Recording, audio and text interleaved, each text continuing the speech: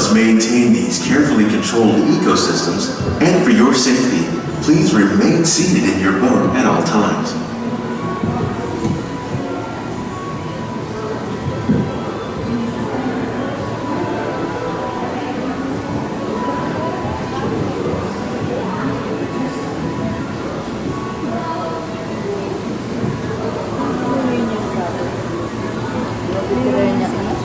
Welcome to our living laboratories, where scientists from Epcot and the U.S. Department of Agriculture are exploring innovative ways to produce bountiful harvests now and into the future.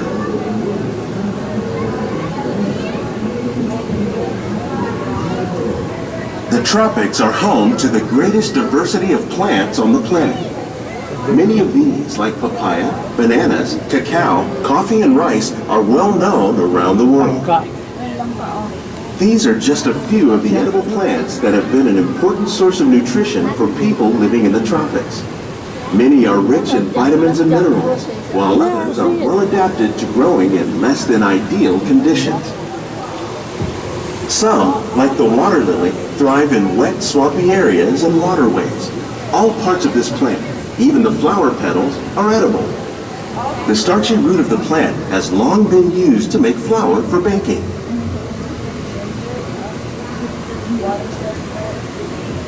One day, many of these lesser-known tropical plants may be as important as the bananas growing on both sides of the boat. More than 28 million tons of bananas are eaten annually, making it the most popular fruit in the world.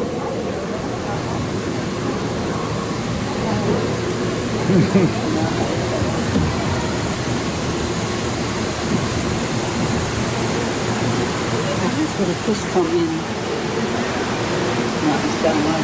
It's down. When we mention farming, you probably don't think of fish. But fish farming, or aquaculture, accounts for nearly half of all the seafood consumed globally.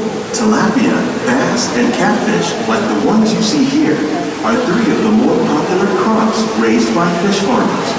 The sustainable system we're using here recycles the water in the tanks. As a result, we're able to save millions of gallons each year.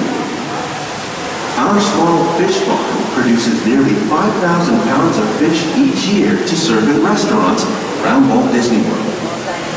Innovations like this one can play an important role in our efforts to produce powerful harvests and still protect natural resources.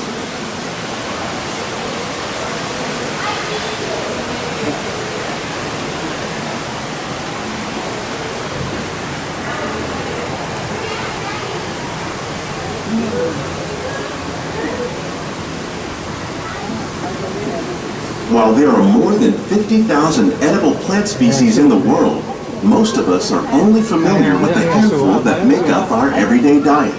The common grains growing here, wheat, maize, sorghum, and millet, plus rice, account for nearly 2/3 of our global food consumption. Learning how to increase yields of these staples is an important goal of research around the world.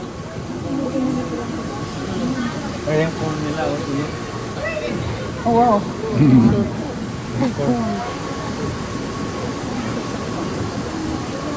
These plants are definitely on their way up. Innovative growing techniques like these increase yields while more efficiently using resources like water, fertilizer, and pesticides. Another innovation at work here is our integrated pest management program. By populating our greenhouses with beneficial insects that prey on harmful pests, like aphids and flies, we are significantly reducing our reliance on conventional pesticides. We're growing these crops using our nutrient film system. This technique precisely controls and recycles water and nutrients. With it, we can produce over 27,000 heads of lettuce a year in this one small area.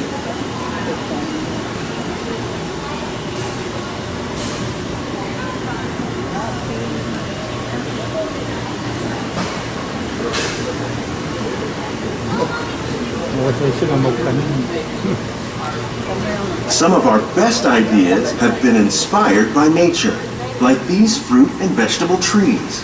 By growing these ground plants vertically, we can increase yields and better control diseases. These crops taste as good as they look.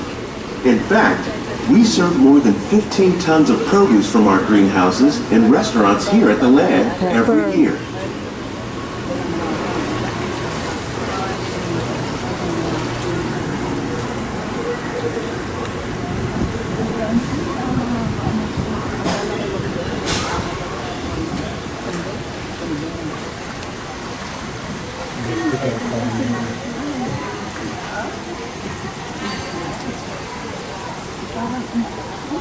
The future of agriculture may include innovative ideas like this vertical growing system.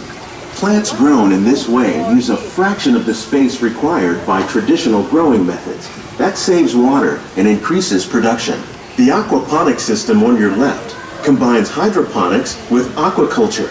The fish provide a natural source of fertilizer for the plants, and the plants help keep the water clean for the fish. It's another